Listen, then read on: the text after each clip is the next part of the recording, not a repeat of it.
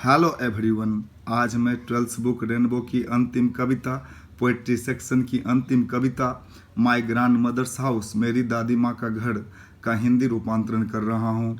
आप टेलीग्राम के पीडीएफ को डाउनलोड करके उसे एक से अधिक बार पढ़ें ताकि बिहार बोर्ड में पूछे जाने वाले वस्तुनिष्ठ प्रश्नों का आप आसानी से समाधान कर सकें तथा इस कविता के हिंदी रूपांतरण को, हिंदी अनुवाद को एक से अधिक बार सुनें ताकि बिहार बोर्ड में पूछे जाने वाले व्याख्या के प्रश्नों तथा अन्य प्रश्नों का आप उत्तर आसानी से कर सकें। सो लिसन केयरफुल्ली, अतः ध्यानपूर्वक सुनें।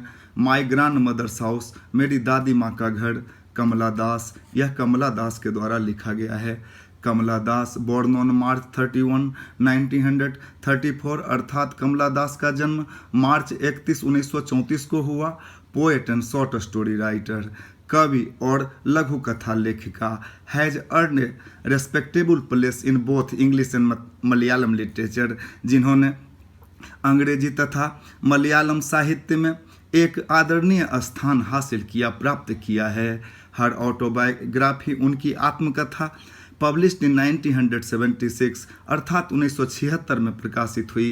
क्रिएटेड क्वाइट ए स्टीयर, जिसने बिल्कुल हलचल मचा कर रख दिया। इन 1984, 1984 में she was shortlisted for the Nobel prize for literature, उनका नाम नोबेल पुरस्कार के लिए साहित्य के क्षेत्र में नामित भी किया गया। हर important volumes of verse in English include, अंग्रेजी साहित्य में उनके लिखे गए जो काव्य कृतियाँ हैं उनके नाम हैं समर इन कोलकाता 1963, 1963 में प्रकाशित हुई summer in Calcutta. Sirens 1964, siren का प्रकाशन 1964 में हुआ। द डिसेंडेंट्स 1967, द डिसेंडेंट्स का प्रकाशन 1967 में हुआ। The old play house and other poems 1973, अर्थात the old play house and other poems का प्रकाशन 1973 में हुआ। द अनामताल पोएम्स 1985, अर्थात अनामाताल पोएम्स का प्रकाशन 1985 में हुआ। Only saint knows how to sing 1996 और only saint knows how to sing का प्रकाशन 1996 में हुआ। एंड एस अल्लाह 2001 और एस अल्लाह का प्रकाशन 2001 में हुआ। Kamala Das poetry is primarily autobiographical and her theme is love of a lonely heart, love with never-ending passion, lust, greed and hunger that never satiate। कमला दास की आरंभिक कविताएं ध्यान से सुने, आत्मकथा के जैसी होती है और उनका मूल भाव सुनसान हृदय के प्यार को दर्शाना है। प्यार जो कभी न खत्म होने वाले आवेगों के साथ, काम, लालच की भूख जो कभी तृप्त नहीं होती, कहते हैं she is known for sexual adventure in her writing. वे अपने लेखन में कामुक लेखन के लिए जानी जाती थी।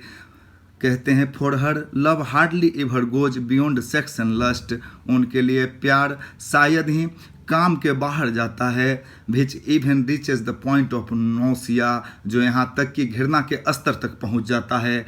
And is reborn again and again with new vigour, और नई उत्तेजना के साथ यह काम जो प्यार के रूप में परिणत जो प्यार है वह बार बार आता है।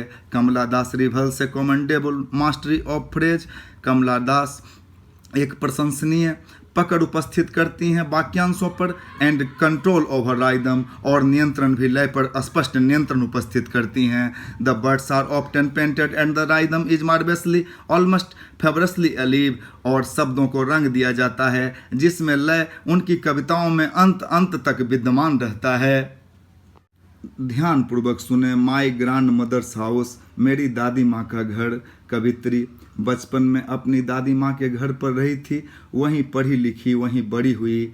अब अपनी दादी माँ के घर को वह स्मरण में ला रही है, स्मृति में ला रही है और कहती है there is a house now far away where once, एक घर है जो अब यहाँ से काफ़ी दूर स्थित है, जहाँ एक बार received love, I received love, मैंने प्यार प्राप्त किया, मुझे प्यार का सानिध्य मिला।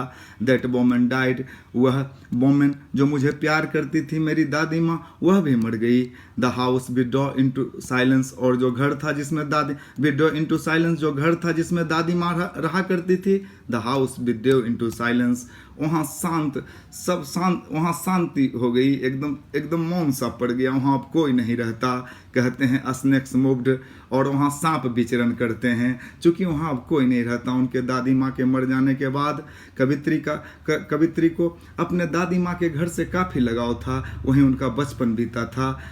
बचपन की स्मृतियों को दोहराते हुए वे अपने दादी माँ के घर को याद करती है तथा कहती है, Among books I was then too young, किताबों में मैं उस समय घिरी पड़ी रहती थी और काफ़ी छोटी थी। To read and my blood turned cold like the moon, और जब पढ़ने के लिए कहा जाता था, जब पढ़ने बैठती थी, तब मून के जैसा, चंद्रमा के जैसा मेरा जो खून था वह ठंडा पड़ जाता था। हर प्रत्येक कोई बच्चे को जब पढ़ने कहा जाता है तो उसका खून ठंडा ही पड़ जाता है।